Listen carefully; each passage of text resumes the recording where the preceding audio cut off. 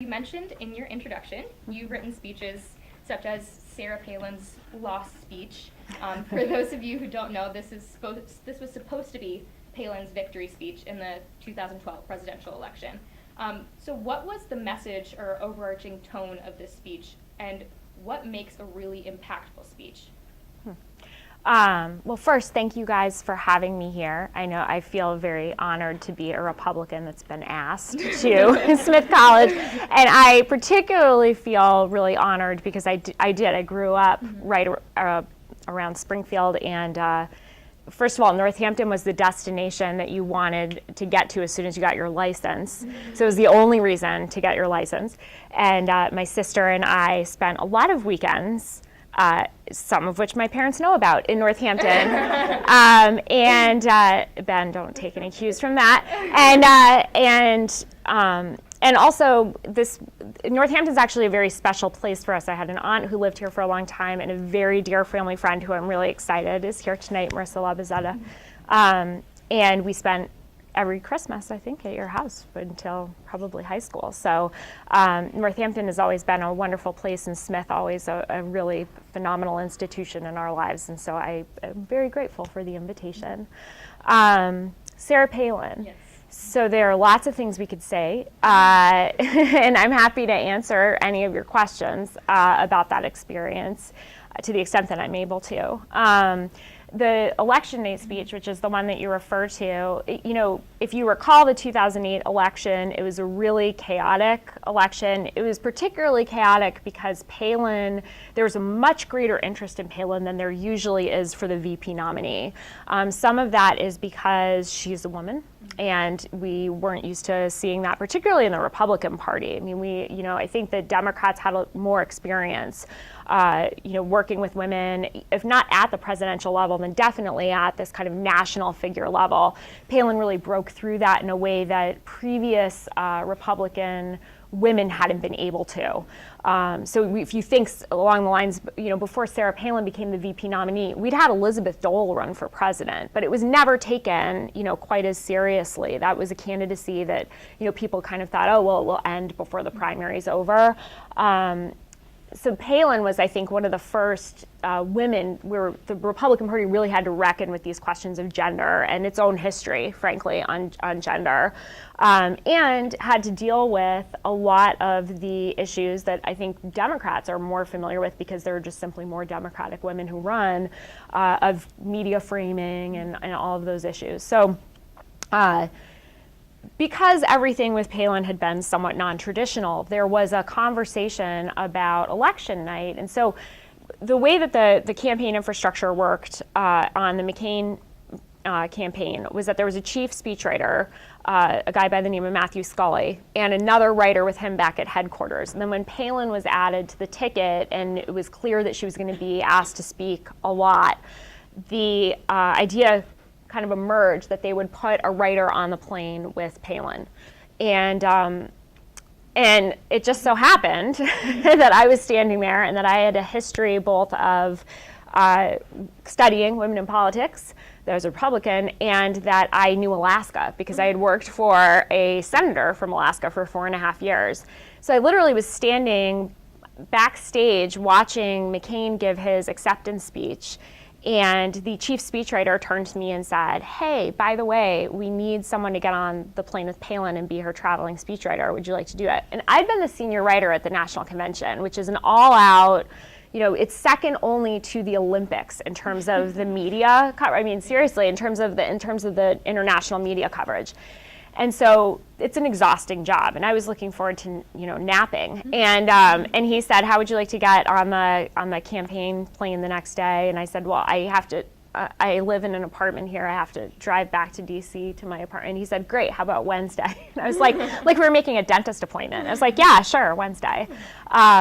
And so I wind up on the plane with Palin, and and that was the first time I'd ever met her. They closed the door on the plane. I sat down. They told me, don't worry about writing for her because everything has been pre-written and is kind of riffing off of her convention speech for the next couple of days. You can just sit, get to know her. You're going back to Alaska, and you guys will have some time. And I get on the plane, and right as the doors close, Matthew calls me and he says, oh, I forgot to write something for the homecoming rally in Fairbanks, Alaska, and you guys are going there right now. And when you get off the plane, there isn't even a car ride. You're gonna get off the plane and you're gonna walk into an airport hangar, and that is going to be a nationally televised airport rally, and you have limited Wi-Fi on the plane. Goodbye. And the doors close, and I thought, what am I going to do? And she's never met me. I've never written for her. So I sit down, and I immediately have a minute and a half of panic, and then I have the Annette Bening, like an American Beauty moment where I'm like, get yourself together. And I sit down and I start writing, and fortunately I had written for someone from Alaska. So, because you can't go back to Alaska and tell them all the things you said about your record and your convention speech, because they know that, because you're their governor.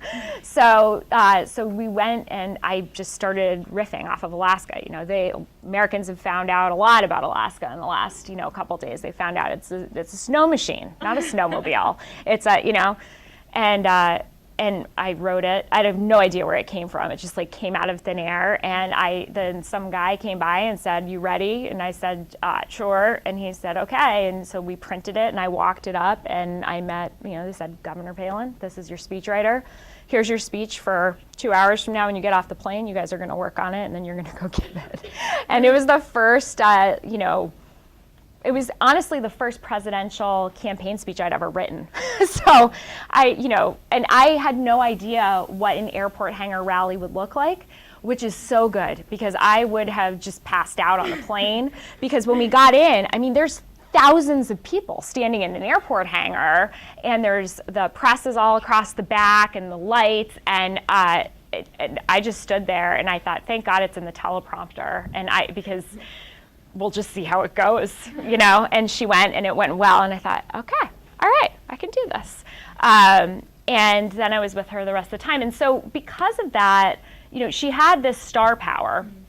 And she really helped the McCain ticket, actually, in a lot of ways, because people had been skeptical about on the more conservative side of the party. And so when election night came, Matthew and I did what we had always done. We connect each night. We talk about the speeches that McCain was giving and that Palin was giving the next day. What's kind of what we call the topper? What's the news we want to throw at the top so that all the cables will cover it? How do we kind of what part of that message is Palin going to take? What part is McCain going to take? Then, we write all night. Then we, reconvene in the morning, talk to one another, and then off we go. 5 events, and we'll talk again at 11 that night.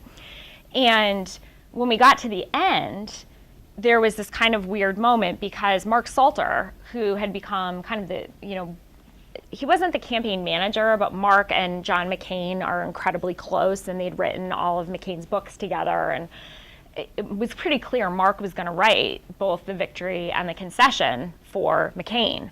And so we got to the Biltmore in Arizona, and there's nothing like 2 writers with nothing to do on election day, and so we're kind of, and Matthew said to me, I was in Henderson, Nevada with her for her last stop the night before, and he said, I'm going ahead to the Biltmore, and I'm going to start writing her speech for election night. And I thought, well, that makes perfect sense. Of course, it's the last speech, check, And when we got out there, when I got there election day, he had a really good working draft already together. We sat with it, we played with it a little bit. She arrived, right before, probably an hour before the polls closed. She arrives at Biltmore. We didn't even see her. We had to bring the speech to the Secret Service, and the Secret Service brought it back to her, and then we got the notes back. And we then ensued an hour of just what I can only describe as craziness. And there was all this BlackBerry traffic, emails back and forth. She's giving it. No, she's not giving it. Steve Schmidt says, stand down. No, now she talked to McCain. She is going to give it. No, she talked to McCain. Now she's not going to give it. And meanwhile, what you have is Matthew Scully and I running back and forth in the Biltmore. So it's she's not going to give it. Okay, let's go to the bar. She is going to do, oh my gosh, we need to find a printer. And so there was this, kind of chaotic scene. And then ultimately it was that she wasn't going to give it. And what we did not realize, because neither of us had thought about it, although even if we had really thought to check, I think our feeling, because she was kind of in this very unique situation, we would have written it anyway.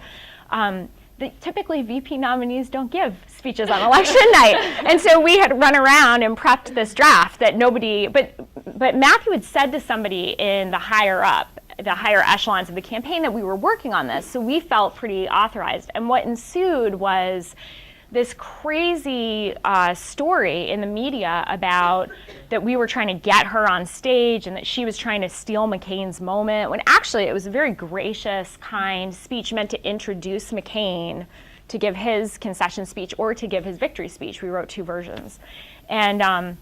And so then it was this lost text, and I'm getting calls from Mark Halperin and John Heilman, game changing. Do you have the text? And I'm like, of course I have the text, but I'm not giving it to you. And then, like 8 people in the world had a copy of the text because she wasn't going to give it, then she was going to give it. It's like nobody really needed to see it. We never said. And so ultimately, Shoshana Walsh and I'm blanking on his name, but so Shoshana Walsh and Scott Conroy wrote a book, and they got their hands on it, and I did not give it to them, and so that was excerpted there. But I will say that we used some of that material. If you're ever curious about it, we actually used a bunch of material for her and adapted it from that speech, and we adapted it for her first post-VP campaign event, which was in Florida, and she got up and gave a very nice speech honoring John McCain, which was what was in the text. And it was like, no, she wasn't like declaring that she was going to run for president, as John McCain is losing. I mean, that wasn't the intention, but it was a weird moment. The campaign ends, we lost. You think, okay, I'm just like going to go home and eat a bunch of ice cream and like figure out my life. I'm unemployed now. And instead, I was getting all of these phone calls. And this was my first campaign. So I'm getting calls from reporters from the Wall Street Journal and the New York Times. I mean, I can't really adequately describe the chaos that kind of surrounded all of that, and just the